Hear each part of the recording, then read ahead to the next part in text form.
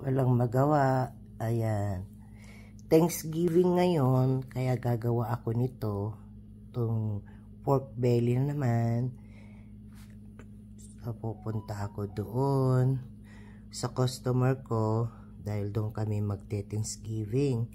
So, ito naman ngayon ang dadaling ko sa kanila kasi ayaw ko yung pumupunta ako doon na wala akong dala, ganun. Kaya ito lang ang kaya kong madala sa kanila, ganyan. Basta may gulay lang ako, pakainin ako ng gulay.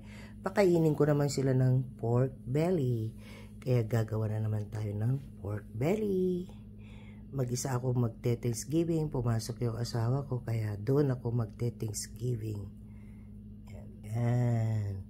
Pakita ko mamaya pagka naluto na, guys. Ayan na naman yung lulutuin ko na pork belly. Lechon belly.